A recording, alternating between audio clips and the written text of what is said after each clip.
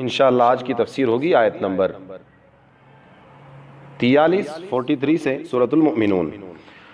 اعوذ باللہ من الشیطان الرجیم ما تسبق من امت اجلها وما يستأخرون، اور نہ آگے جائے کوئی قوم اپنے وعدے سے اور نہ پیچھے رہے، یعنی اپنی میعاد جو اللہ نے طے کی ہے، اس کا جو وقت اللہ نے طے کیا ہے، کوئی قوم اس وعدے سے آگے بھی نہیں جا سکتی اور اس وعدے سے پیچھے بھی نہیں رہ سکتی۔ ثم ارسلنا رسلنا تترا كلما جاء أمة رسولها كذبوه فأتبعنا بعضهم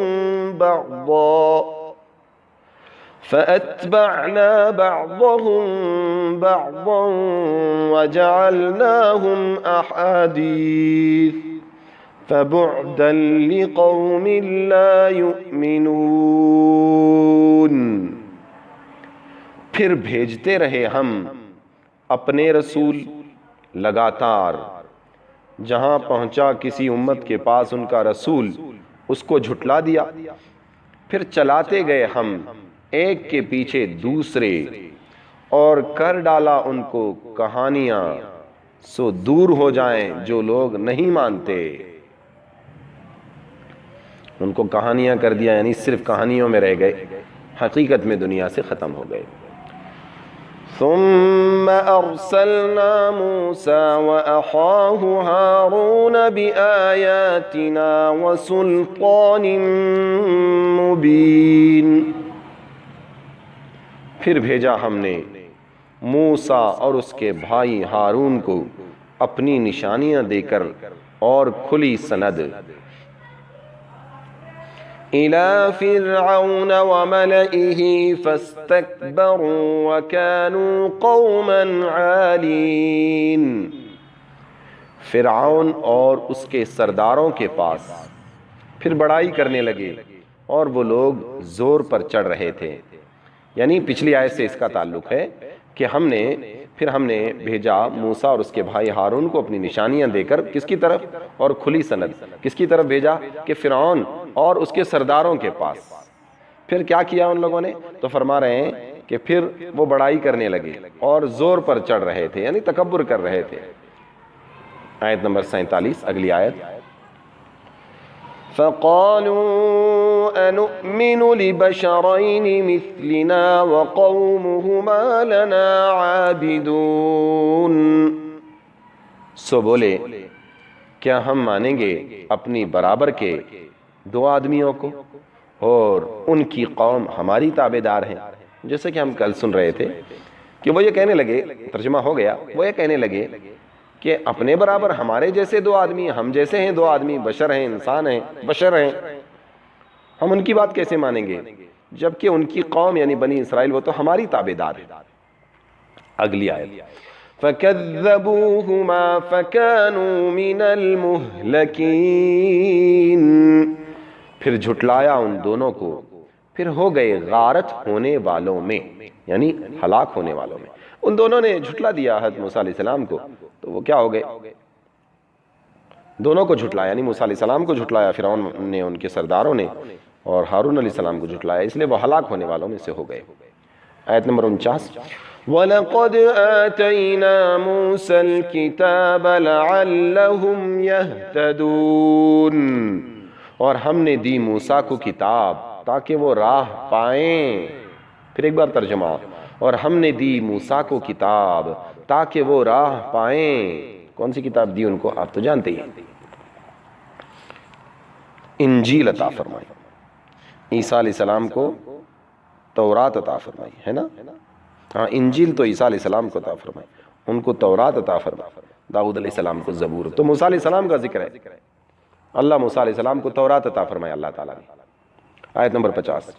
وَجَعَلْنَا ابْنَ مَرْيَمَ وَأُمَّهُ أمه آية وآويناهما إلى ربوة ذات قرار ومعين ذات قرار ومعين اور بنایا ہم نے مریم کے بیٹے اور بنایا ہم نے مریم کے بیٹے اور اس کی ماں کو ایک نشانی اور ان کو ٹھکانہ دیا ایک ٹیلے پر جہاں ٹھہرنے کا موقع تھا اور پانی نتھرا. ظاہر سی بات ہے مریم علیہ السلام کے بیٹے یعنی عیسیٰ علیہ السلام، عیسیٰ علیہ السلام اور مریم علیہ السلام جس جگہ رکے تھے تو وہ نشانی اللہ نے یہ دیا کہ وہ جس جگہ رکے تھے وہاں اللہ نے صاف ستھرا پانی ان کو عطا فرمایا. ایک یہ رکوع پورا ہو گیا. آیت نمبر 51 یا ایہا الرسل کلوا من الطیبات واعملوا صالحا انی بما تعملون علیم. اے رسولو کھاؤ ستھری چیزیں اور کام کرو بھلا جو تم کرتے ہو میں جانتا ہوں. پھر ایک بار آیت نمبر 51 کا ترجمہ سنیے. اے رسولو کھاؤ ستھری چیزیں اور کام کرو بھلا جو تم کرتے ہو میں جانتا ہوں. تفسیر سنیے. ہم نے جس طرح تم کو اپنی نعمتوں کے استعمال کی اجازت دی اور عبادت کا حکم دیا اسی طرح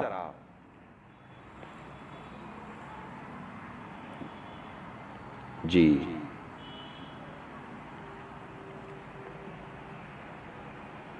ہم نے جس طرح تم کو اپنی نعمتوں کے استعمال کی اجازت دی اور عبادت کا حکم دیا اسی طرح سب پیغمبروں کو اور ان کے واسطے سے ان کی امتوں کو بھی حکم دیا کہ اے پیغمبرو تم اور تمہاری امتیں نفیس چیزیں کھاؤ، عمدہ چیزیں، اچھی چیزیں کہ خدا کی نعمت ہیں اور کھا کر شکر ادا کرو، نیک کام کرو یعنی عبادت کرو اور تم سب کے کیے ہوئے کاموں کو میں خوب جانتا ہوں. تو عبادت اور نیک کاموں پر ان کا بدلہ ان کا جزا ان کی جزا اور ثمرات میں عطا کروں گا. اور ہم نے ان سے یہ بھی کہا کہ جو طریقہ تمہیں ابھی بتایا گیا ہے یہ ہے تمہارا طریقہ جس پر تم کو چلنا اور رہنا واجب ہے، ضروری ہے، کمپلسری ہے کہ وہ ایک ہی طریقہ ہے. سب انبیاء اور ان کی امتوں کا کسی شریعت میں یہ طریقہ نہیں بدلا اور حاصل اس طریقے کا یہ ہے کہ میں تمہارا رب ہوں، تم مجھ سے ڈرتے رہو، یعنی میرے احکام کی مخالفت نہ کرو، میں نے جن چیزوں کا حکم دیا انہیں بجا لاؤ، کیونکہ رب ہونے کی حیثیت سے تمہارا خالق اور مالک بھی میں ہی ہوں اور منعم ہونے کی حیثیت سے تم کو بے شمار نعمتیں بھی دیتا ہوں. ان سب چیزوں کا تقاضا یہ ہے کہ تم اطاعت کرو، فرما برداری کرو. سو اس کا نتیجہ تو یہ ہونا تھا کہ سب ایک ہی طریقے مذکورہ پر رہتے، مگر ایسا نہیں کیا ان لوگوں نے اپنے دین پر اپنا طریق الگ الگ کر کے اختلاف کر لیا، آپس میں اختلاف پیدا کر لیا. الگ الگ گروہ کے پاس جو دین یعنی اپنا بنایا ہوا طریقہ ہے وہ اسی پر مگن اور خوش رہے، اس کے باطل ہونے کے باوجود اسی کو حق سمجھتے رہے. تو آپ ان کو ان کی جہالت میں ایک خاص وقت تک رہنے دیجئے، یعنی ان کی جہالت پر آپ اے نبی غم نہ کیجئے، افسوس نہ کیجئے. جب مقرر وقت ان کی موت کا آ جاوے گا تو سب حقیقت کھل جاوے گی. اور اب جو فوری طور پر ان پر عذاب نہیں آتا تو کیا اس سے یہ لوگ یہ گمان کر رہے ہیں کہ ہم ان کو جو کچھ مال اور اولاد دیتے ہیں تو ہم ان کو جلدی جلدی فائدے پہنچا رہے ہیں؟ دنیا کی مال و دولت ملنے کی وجہ سے وہ دھوکے میں پڑے ہوئے ہیں کہ لو اللہ نے تو ہم نے بہت دیا ہے. نہیں، یہ بات ہرگز نہیں، بلکہ یہ لوگ اس ڈھیل دینے کی وجہ جانتے نہیں. ڈھیل تو ان کو بطور استدراج کے دی جا رہی ہے، ان کو ڈھیل دی جا رہی ہے تاکہ وہ اس ڈھیل کی وجہ سے اور گناہ میں آگے بڑھ جائیں اور پھر انجام ان کے لیے اور زیادہ عذاب کا سبب بنے گا، پھر زیادہ سخت عذاب ان کو ہوگا. کیونکہ ہماری مہلت اور ڈھیل دینے سے یا اور مغرور ہو کر سرکشی اور گناہوں میں زیادتی کریں گے، پھر ان کو عذاب بھی زیادہ ملے گا۔ اوہو، پتا چلا کہ گنہگاروں کو جو مال مل رہا ہے، جو خوشیاں مل رہی ہیں، یہ کوئی اللہ کی نعمت تو ہے، لیکن انہوں نے نیک عمل کیا اس لیے مل رہے ہیں، ایسی بات نہیں ہے، بلکہ یہ استدراج ہے، یہ اللہ کی طرف سے ایک طرح کی ڈھیل ہے۔ دیکھیے اللہ فرما رہے ہیں یا ایھا الرسل کلوا من الطیبات واعملوا صالحا۔ کیا فرما رہے ہیں؟ طیبات کھاؤ، پاکیزہ چیزیں کھاؤ، اس کے معنی ہے پاکیزہ، نفیس، عمدہ، اچھی سے اچھی، چونکہ شریعت اسلام میں جو چیزیں حرام کر دی گئی ہیں نہ تو وہ پاکیزہ ہیں، نہ عقل والوں کے لیے نفیس اور مرغوب ہیں، اس لیے طیبات سے مراد صرف حلال چیزیں ہیں۔ طیبات سے مراد کیا ہے؟ صرف حلال چیزیں ہیں جو ظاہری اور باطنی ہر اعتبار سے پاکیزہ ہیں اور نفیس ہیں، حلال چیزیں۔ اس آیت میں بتلایا گیا کہ تمام انبیاء علیہ السلام کو اپنے اپنے وقت میں دو باتیں، دو ہدایتیں، دو گائیڈ لائنز دی گئیں۔ ایک یہ کہ کھانا حلال اور پاکیزہ کھاؤ، نمبر ایک کھانا حلال اور پاکیزہ کھاؤ، دوسرے یہ کہ نیک عمل کرو۔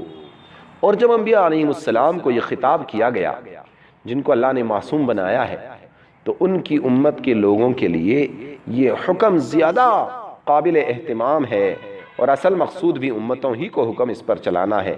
پھر امت کو بھی یہی حکم دیا جا رہا ہے کہ بھئی کھاؤ پاکیزہ، حلال کھاؤ، اور عمل کرو ہاں نیک عمل کرو۔ علماء نے فرمایا کہ ان دونوں حکموں کو ایک ساتھ کیوں لایا؟ یہاں دو حکم ہے نا، تو ان دونوں حکموں کو ایک ساتھ کیوں لایا؟ حلال کھاؤ اور نیک عمل کرو، تو اس طرف اشارہ ہے کہ حلال غذا کا عمل صالح میں بڑا دخل ہے، بڑا تعلق ہے، کانٹیکٹ ہے، دونوں کا لنک ہے۔ ہاں، جب غذا حلال ہوتی ہے تو نیک اعمال کی توفیق خود بخود ہونے لگتی ہے، اور غذا حرام ہو تو نیک کام کا ارادہ کرنے کے باوجود بھی اس میں مشکلات حائل ہو جاتی ہیں۔ حدیث میں ہے کہ بعض لوگ لمبے لمبے سفر کرتے ہیں، غبار آلود رہتے ہیں، یعنی مٹی میں اٹے ہوئے بیچارے، پھر اللہ کے سامنے دعا کے لیے ہاتھ پھیلاتے ہیں اور یا رب پکارتے ہیں، مگر ان کا کھانا بھی حرام ہوتا ہے، پینا بھی حرام، لباس بھی حرام ہی تیار ہوتا ہے، اور حرام ہی کی ان کو غذا ملتی ہے۔ ایسے لوگوں کی دعا کہاں قبول ہو سکتی ہے؟ ہاں، ایسے لوگوں کی دعا کہاں قبول ہو سکتی ہے؟ اس سے معلوم ہوا کہ عبادت اور دعا کے قبول ہونے میں حلال کھانے کو بڑا دخل ہے۔